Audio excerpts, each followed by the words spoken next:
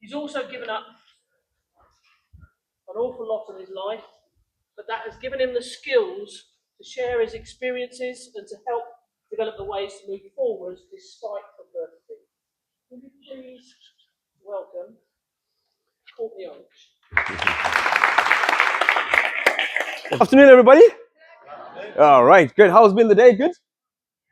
Great. It's lovely to see some familiar faces. An opportunity that led to becoming a national champion. It was in year two. My year two teacher said, Courtney, you have a bit too much energy. I think that you can channel that energy into somewhere that I think is perfect for you. So she took me that very afternoon to a local gymnastics club, which resulted in me becoming a national champion.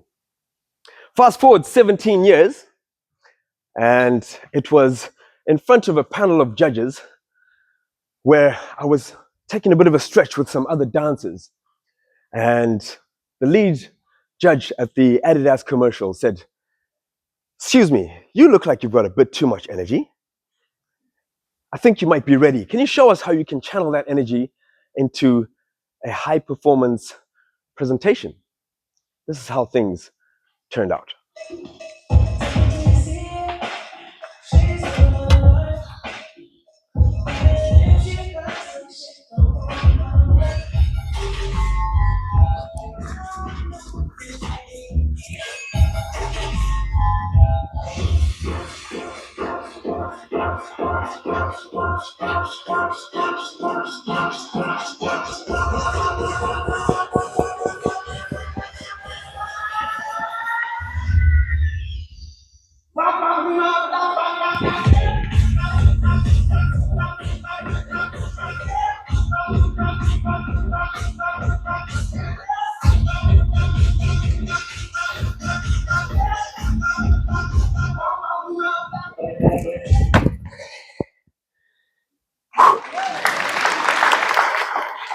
Whew. Fast forward 20 years, I still have too much energy. So, my name is Courtney Orange, all right, better known as the well-being motivator. And funny enough, we actually have a PE lead who is in the audience right here, that is up here, that we met at one of the schools. Well, I have over my career, I've been involved in over 500 different types of events, curating them, being a part of them, and speaking at them, talking at various places such as organizations, schools, universities, community events, and various events on the topic of motivation, resilience, and peak performance. And throughout that journey, I've been privileged enough to inspire the well-being journeys of over 650,000 people. But it is primary schools that I thoroughly enjoy. And one of the most frequent asked questions is, believe it or not, the question of, do you only eat oranges? So I used to love a whole lot of sports. I used to love swimming. And not only that, I used to take all sorts of ball sports on board and enjoy a whole lot of ball sports, such as rugby. I had a couple of records as a pole vaulter and went on to becoming the cricket captain for my primary school. But there was one person in particular, Mr. Sharples, my sports teacher. Mr. Sharples, if it wasn't for him, a lot of the encouragement that came through from him helped me to take on various sports and various disciplines with a lot more positivity. Mr. Sharples was one of those sports teachers that really helped to pull you up when you felt down and just boost you forward if you needed a bit of motivation. And that really encouraged me and actually got me the Sportsman of the Year award at my junior school. But not only that, in the school, that encouragement also helped me to take on into the world which of sports that I really chose, the pathway that I chose, which was the world of gymnastics, where I spent over 10,000 hours training and competing and trying to enhance my career as a gymnast. Then I was privileged enough to go on to represent my country where I was born, the country of Zimbabwe, and managed to become the 6 times national champion of the country and the 3 times Southern African champion. But I thought to myself, I need to enhance my skill. I need to get better. I want to get onto the international stage. So at the age of 18 years old, I moved over to the busy city of London and left the parents behind, came over to follow the dream of becoming an international gymnast. It went on to training 3 to 6 hours a day and going on to competing at probably one of the highlights of my career, the 2002 Commonwealth Games. But like every athlete, we dream of getting to the Olympic Games. So in 2003 was the World Championships, which was just prior to the Athens Olympic Games. I was doing a full twisting double somersault on the floor, and as I landed, all I heard was something had happened. I had torn a cruciate ligament in my knee, which meant that dream of 15 years of training slowly, surely came to an end. I had the flights booked over to get to the World Championships, but it just didn't happen. I went through rehabilitation, physiotherapy, and after 6 months, I tried to get back to the sport of gymnastics. It just wasn't the same. Whenever I landed on the knee, it just wasn't the same. Those moves. So I thought to myself, what am I going to do after this operation? I implemented that positivity every time, similar to the positivity that I had before getting onto those apparatus when I used to compete. And with that positivity, I took that energy and took it into the sport of breakdance. It's now known as a sport, right, from the last Olympic Games. I won't mention anything about Australia and breakdance. So I went on to, through that ability, that having that access, a friend of mine said to me, come and try the sport of dance. And he gave me the opportunity to access that sport, which then led into myself going on and teaching various street dance shows, teaching different classes, fitness classes, schools, universities, a bit of street dance. And having that opportunity to perform and train as a breakdancer then led me down a different pathway, which led me into performing and entertaining alongside the likes of Mr. Will Smith. There was also Madonna. Wow, she was a prima donna for sure on the video shoot that we were waiting for her for over 4 hours. And the likes of Westlife and Iron Maiden. But every single experience that I have been through as a performer, as a gymnast, I made sure that I maintained that positivity. I made sure that I removed that T for the can't and kicked it away.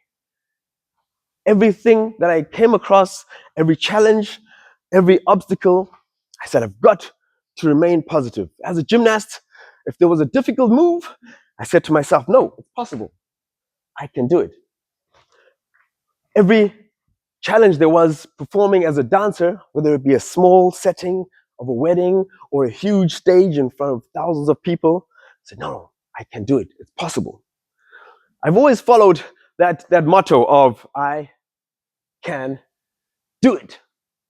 Every single time, everything that came in my way. In fact, when I do go to give talks at schools, I always carry around this stool over here. If you can repeat the words as you see them on the stool, please, loud and clear.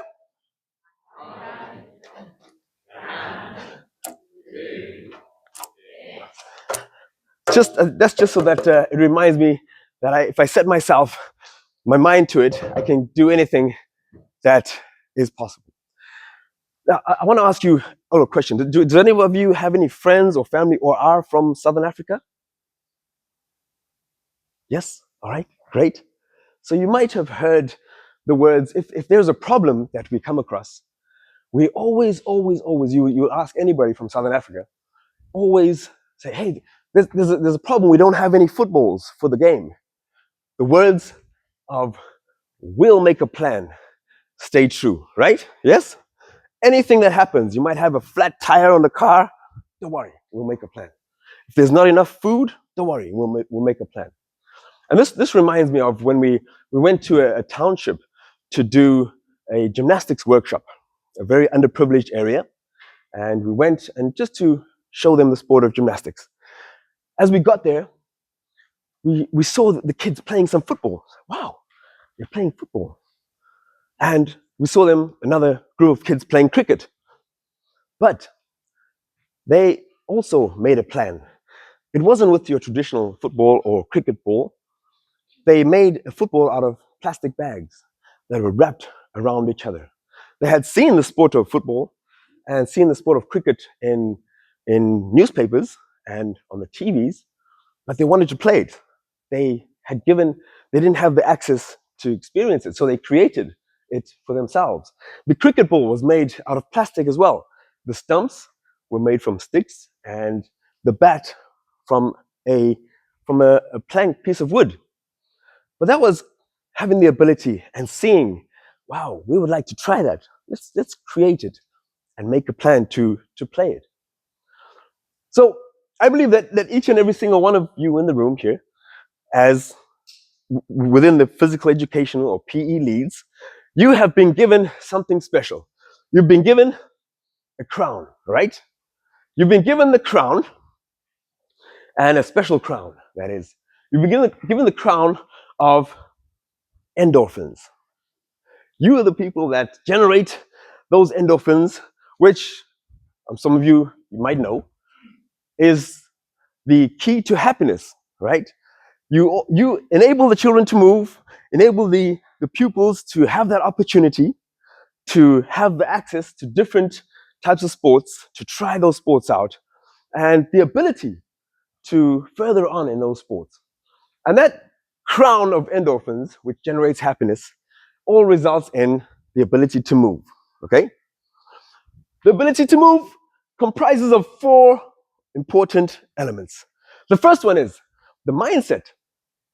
Having that mindset to try that sport out, to try and get into trying something new, which then leads to the opportunity to further and excel those different types of sports that some of you might have tried for the first time today. And after trying that out, it then creates a vision. The vision of, you know what, I would like to become the next Cristiano Ronaldo. Or I would like to become the next Simone Biles. That vision is only made possible by all of your encouragement. Your encouragement as PE leads to propel and succeed and to eventually create great athletes, which is the reason why I'm here today on behalf of great athletes. Some of your schools might have had great athletes in before, where we come in and take a very energized fitness circuit that is all sponsored.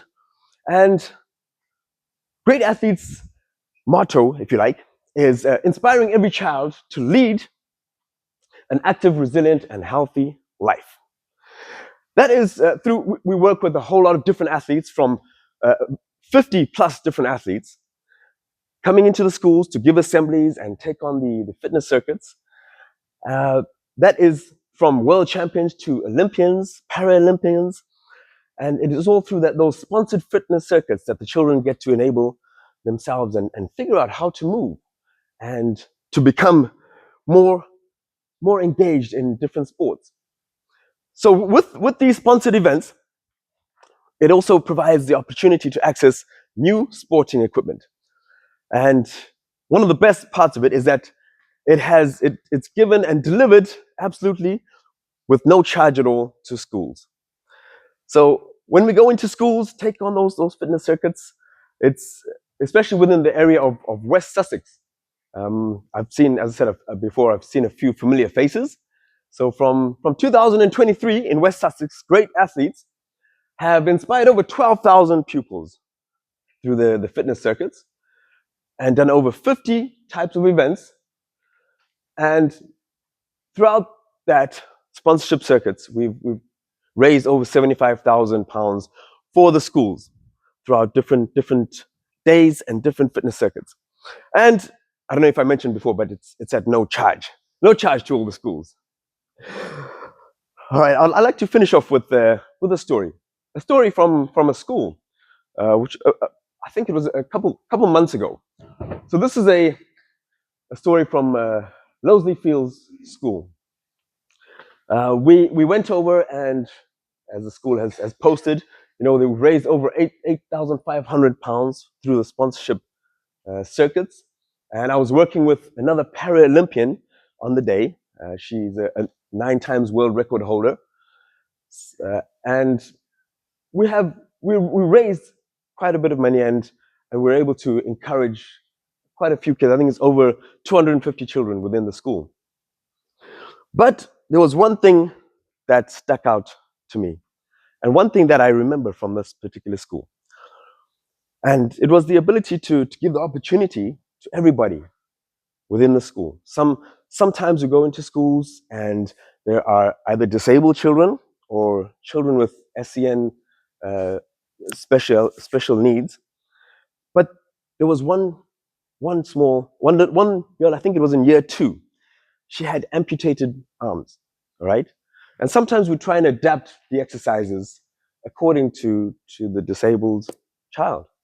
So I went over to her. I said, "Are you okay? Would you like me to show you a different exercise?" So she had got down already, and then she got up after I asked her the question, and then she looked at me and she says, "You know what? I can do it." So she got back down and started to do the exercises that we had laid out for them on the floor. That's just one of the touching stories that I experienced in many of the schools that we go to. But I'd like to finish off. I'd like to finish off now by demonstrating to you and showing you. Just pretend that this stool right here is those elements, the MOV, the move elements, okay? We have the mindset, the opportunity, the vision, and the encouragement. And those 4 words form the basis of and the foundation of every single sport. But by having that foundation, by you as PE leads encouraging and giving the children ability and access and motivation and encouragement to try that sport, it creates a stronghold. It creates something solid. And it gives what I like to call a balanced stronghold.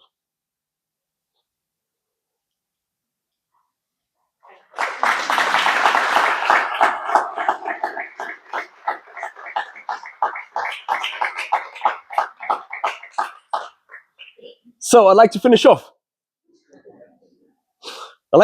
By asking you all a question. What is it that you can take away from today that'll help you to give the opportunity, the encouragement, and the access for all to all pupils in the West Sussex area?